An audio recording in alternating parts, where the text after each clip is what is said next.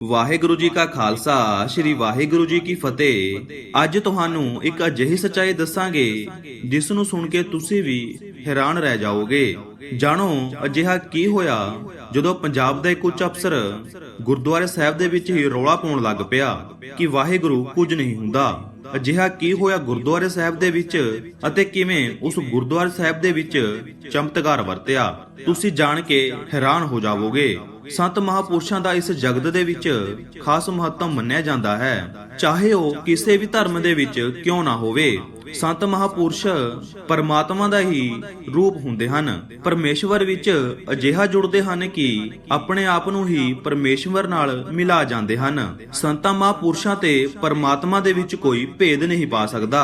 ਜਿਵੇਂ ਇੱਕ ਨਦੀ ਵੀ ਇੱਕ ਦਿਨ ਸਮੁੰਦਰ ਦੇ ਵਿੱਚ ਡਿੱਗ ਕੇ ਸਮੁੰਦਰ ਹੀ ਹੋ ਜਾਂਦੀ ਹੈ, ਉਸ ਨਦੀ ਦਾ ਵੀ ਕੋਈ ਭੇਦ ਨਹੀਂ ਪਾ ਸਕਦਾ।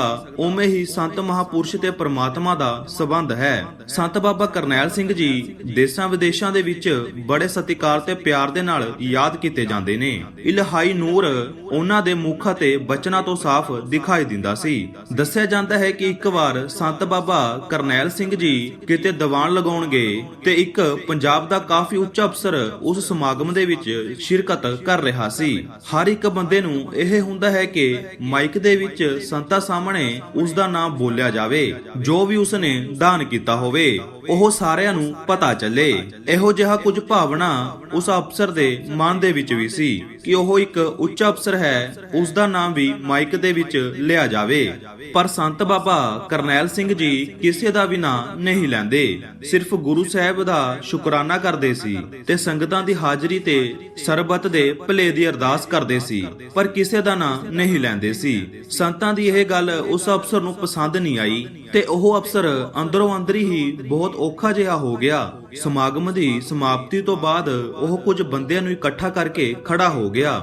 ਜਦੋਂ ਬਾਬਾ ਜੀ ਦੀਵਾਨ ਤੋਂ ਬਾਹਰ ਆਏ ਤੇ ਉਹ ਹੱਥ ਜੋੜ ਕੇ ਬਾਬਾ ਜੀ ਨੂੰ ਘੇਰ ਕੇ ਖੜਾ ਹੋ ਗਿਆ ਤੇ ਕਹਿਣ ਲੱਗਿਆ, ਬਾਬਾ ਜੀ ਤੁਸੀਂ 1.5 ਘੰਟੇ ਤੋਂ ਇੱਕੋ ਹੀ ਕਥਾ ਕਰੀ ਗਏ ਕਿ ਨਾਮ ਜਪਣ ਦੇ ਨਾਲ ਮੁਕਤੀ ਮਿਲਦੀ ਹੈ, ਨਾਮ ਜਪਣ ਦੇ ਨਾਲ ਰੱਬ ਮਿਲਦਾ ਹੈ, ਵਾਹਿਗੁਰੂ ਦੇ ਕਹਿਣ ਨਾਲ ਜਮਾਂ ਦੀ ਮਾਰ ਤੋਂ ਬਚਿਆ ਜਾਂਦਾ ਹੈ, ਵਾਹਿਗੁਰੂ ਕਹਿਣ ਨਾਲ ਨਰਕਾਂ ਤੋਂ ਵੀ ਬਚਿਆ ਜਾਂਦਾ ਹੈ। ਇਹ ਸਭ ਕਹਿਣ ਦੀਆਂ ਗੱਲਾਂ ਨੇ। ਲੋ ਮੈਂ ਕਹਿ ਲੈਣਾ ਹਾਂ ਵਾਹਿਗੁਰੂ ਵਾਹਿਗੁਰੂ, ਮੈਂ ਜਮਾਂ ਦੀ ਮਾਰ ਤੋਂ ਬਚ ਗਿਆ। ਇਸ ਤਰ੍ਹਾਂ ਕੁਝ ਨਹੀਂ ਹੁੰਦਾ। ਉਸ ਸਮੇਂ ਬਾਬਾ ਜੀ ਨੇ ਹਜੂਰੀਏ ਦੇ ਨਾਲ ਆਪਣਾ ਮੂੰਹ ਢਕਿਆ ਹੋਇਆ ਸੀ, ਬਿਨਾਂ ਕੁਝ ਕਹੇ ਉਥੋਂ ਚਲੇ ਗਏ। ਐਨੀ ਗੱਲ ਨੂੰ ਦੇਖ ਕੇ ਉਹ ਅਫਸਰ ਲੋਕਾਂ ਦੇ ਵਿੱਚ ਕਹਿਣ ਲੱਗਿਆ ਕਿ ਦੇਖਿਆ ਸੰਤਾਂ ਨੂੰ ਕਿਵੇਂ ਚੁੱਪ ਕਰਵਾ ਦਿੱਤਾ, ਉਹਨਾਂ ਨੂੰ ਕੋਈ ਜਵਾਬ ਨਹੀਂ ਆਇਆ। ਉਧਰ ਸੰਤ ਬਾਬਾ ਕਰਨੈਲ ਸਿੰਘ ਜੀ ਨੂੰ ਇੱਕ ਸੇਵਕ ਨੇ ਪੁੱਛਿਆ ਕਿ ਬਾਬਾ ਜੀ ਤੁਸੀਂ ਉਸ ਨੂੰ ਜਵਾਬ ਕਿਉਂ ਨਹੀਂ ਦਿੱਤਾ? ਸਟੇਜ ਦੇ ਉੱਪਰ ਤਾਂ ਤੁਸੀਂ ਕਈ ਤਰ੍ਹਾਂ ਦੇ ਤਰਕ ਪੇਸ਼ ਕਰਦੇ ਹੋ, ਇਸ ਨੂੰ ਵੀ ਕੁਝ ਗੱਲਾਂ ਤੇ ਵਿਚਾਰਾਂ ਦੇ ਨਾਲ ਸਮਝਾ ਦੇਣਾ ਸੀ। ਉਸ ਵੇਲੇ ਬਾਬਾ ਜੀ ਨੇ ਕਿਹਾ ਕਿ ਭਗਤਾ ਸਾਨੂੰ ਕਿਸੇ ਇੱਕ ਬੰਦੇ ਨੂੰ ਸਮਝਾਉਣ ਦੀ ਆਗਿਆ ਨਹੀਂ,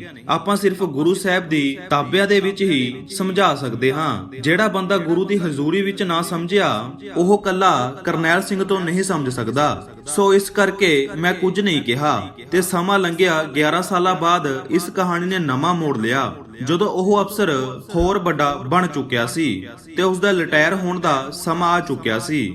ਰਿਟਾਇਰ ਹੋਣ ਤੋਂ ਕੁਝ ਮਹੀਨੇ ਪਹਿਲਾਂ ਹੀ ਬ੍ਰੇਨ ਹੈਮਰੇਜ ਹੋਇਆ ਤੇ ਦਿਮਾਗ ਦੀ ਨਸ ਫਟ ਗਈ। ਉਸ ਦੀਆਂ ਲੱਤਾਂ ਬਾਹਾਂ ਚੱਲਣੀਆਂ ਬੰਦ ਹੋ ਗਈਆਂ ਤੇ ਉਹ ਕੋਮਾ ਦੇ ਵਿੱਚ ਚਲਾ ਗਿਆ ਅਤੇ ਉਹ ਇੱਕ ਜਿਉਂਦਾ ਲਾਸ਼ ਬਣ ਕੇ ਰਹਿ ਗਿਆ।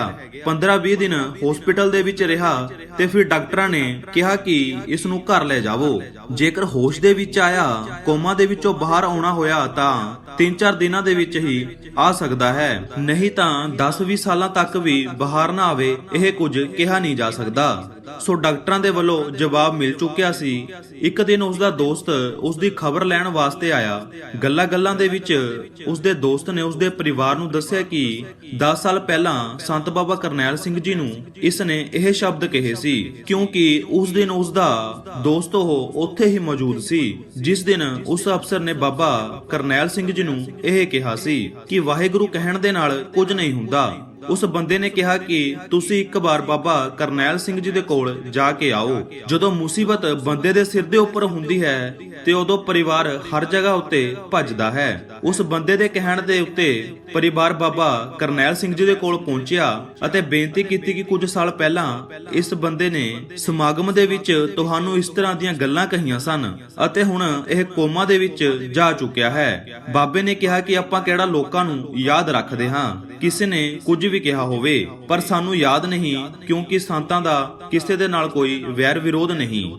ਬਾਬਾ ਜੀ ਨੇ ਕਿਹਾ ਕਿ ਤੁਸੀਂ ਗੁਰੂ ਨਾਨਕ ਦੇ ਘਰ ਆਏ ਹੋ, ਹੁਕਮ ਕਰੋ। ਤਾਂ ਪਰਿਵਾਰ ਨੇ ਕਿਹਾ ਬੇਨਤੀ ਹੈ ਕਿ ਇਸ ਦਾ ਭਲਾ ਕਰੋ। ਬਾਬੇ ਨੇ ਕਿਹਾ ਕਿ ਮੈਂ ਕੌਣ ਹੁੰਦਾ ਹਾਂ ਭਲਾ ਕਰਨ ਵਾਲਾ, ਗੁਰੂ ਨਾਨਕ ਸਾਹਿਬ ਕਿਰਪਾ ਕਰਕੇ ਭਲਾ ਕਰਨਗੇ।